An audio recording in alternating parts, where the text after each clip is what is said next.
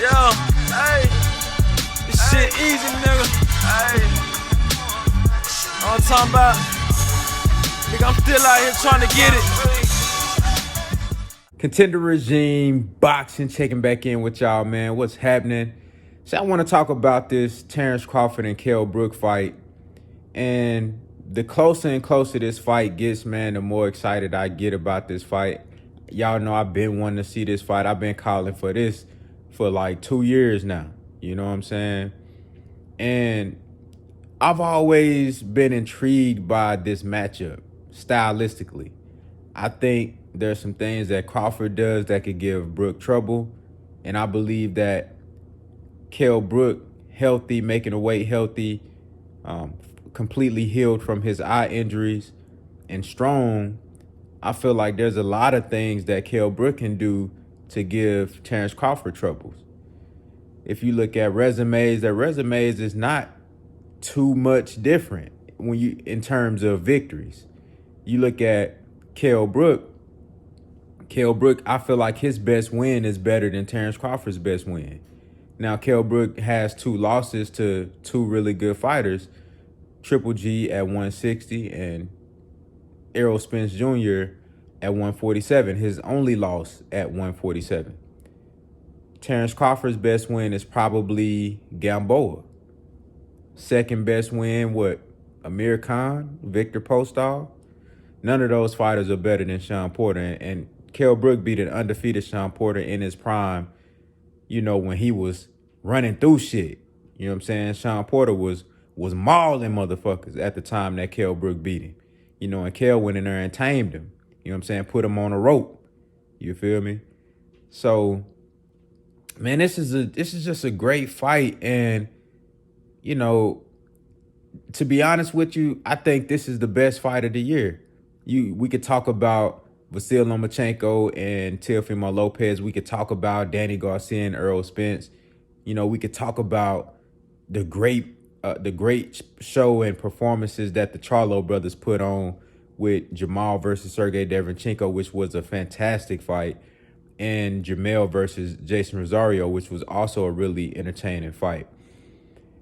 We could talk about those fights, man, but truthfully, the Terence Crawford and Kell Brook fight is, to me, this is just my personal opinion, this is the most intriguing fight because there's so many unknowns. You got the fact that, you know, we don't know, we haven't seen Kell Brook at this weight since he fought Errol Spence Jr. for the IBF title. He defended his IBF title versus Errol Spence Jr. Now, mind you, in that fight, you know, because it was the IBF title, there was a rehydration clause. You know, IBF has a next day rehydration clause to where you can't be over 10 pounds of the weight limit. I think it's like 8 or 10 pounds of the weight limit the next morning. So you have to actually watch how much you eat and how much you drinking that night, because you can't be a certain amount of pounds over the weight limit the next morning. So that's a huge restriction, especially for a guy like Kell Brook, who at the time was struggling to make the weight. You know, he never missed, keep in mind, Kell Brook never missed weight. You know, so people talk about, he gonna be drained out. Look, Kell Brook never missed weight in his life. You know what I'm saying? So keep that in mind. He's a very disciplined fighter. So, but it's still an unknown because we haven't seen him at this division since then. Now, going into this fight with Terence Crawford, he's fighting for the WBO. There is no rehydration clause. So all he got to do is make 147, which, if you listen to his recent interview, he's saying that this is the easiest that he's ever made 147. This is the healthiest that he's ever been with making this weight, which speaks volumes. That lets you know that with this pandemic going on, he's had time to really just focus in and hone in on his craft and on his discipline. The man said he'd been training for 4 months. You know what I'm saying? So I believe him when he looked good. You know what I'm saying? He looked good. He looked like he in fantastic shape. You know, they've been talking about this fight for months now. He said he actually been training for 4 months. And I believe him when he say that this is the easiest that he's made the division. You know what I'm saying? And that goes to show you that, bruh, I mean, Kell Brook ain't got no bigger. Yeah, he's got older, but he ain't got no bigger.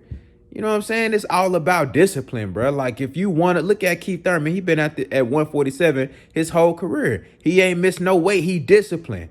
Earl Spence can stay at 147 for as long as he wants to. It's about discipline. Tank Davis, y'all talking about, oh, he need to move up to 135. No, it's discipline. He can stay at 130 if he stayed disciplined. Adrian Broner, he could have stayed at 135 and one discipline. Come on, bro. These dudes ain't getting no bigger, man. It's about discipline. So Kell Brook, like he said, he's been making the weight a lot better this time around, and I believe him. You know what I'm saying? And plus, he don't have to deal with that rehydration clause, so he can come in the next night, the night of the fight, win whatever the fuck he want away. You got Terence Crawford. Terence Crawford, there's a lot of unknowns in this fight with Terence Crawford because we never seen Terence Crawford in there with a guy that possessed the skills that Kell Brook possessed. We never seen him in there with a guy that's the size of Kell Brook and as good as Kell Brook. You know what I'm saying?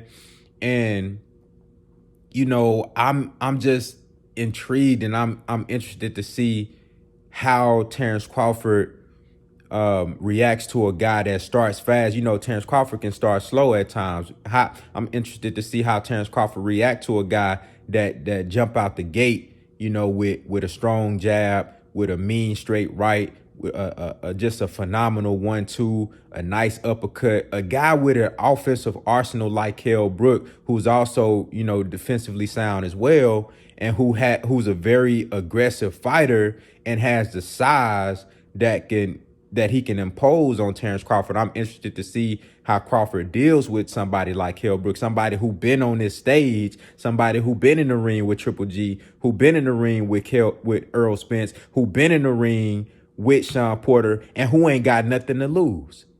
You know what I'm saying? Who ain't got nothing to lose. It's a lot of unknowns in this fight, and I think that's what makes this the best fight of this year. I think that's what makes this the most intriguing and the most interesting matchup of this year, because this is the first time we actually seeing Terence Crawford in the ring with an elite welterweight.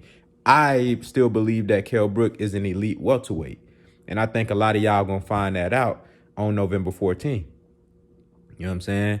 That's the week of my birthday. You know what I'm saying? Birthday November 10th. That's the week of my birthday, man. So we getting you know what I'm saying? Your boy getting a excellent fight, a dream fight of mine, a fight that I've been wanting to see for a long time on the week of my birthday. You dig what I'm saying? So that's tough.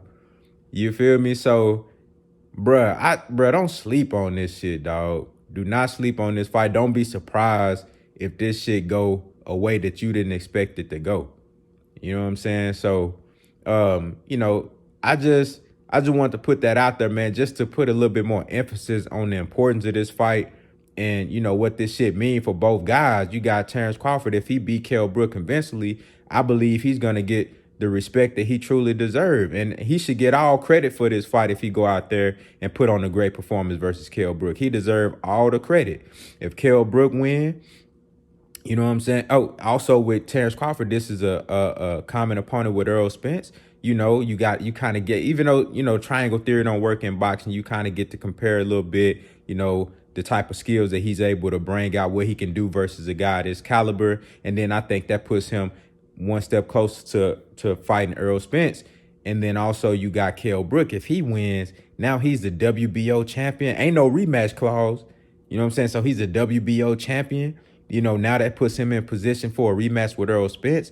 You know, it just opens up so many doors, man. And like I said, all the pressure on Terence Crawford. Ain't no pressure on Kell Brook.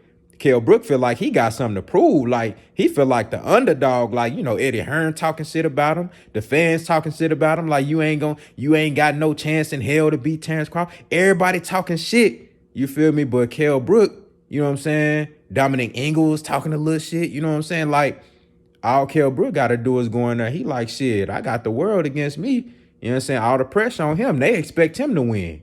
You know, I'm coming to America to fight him.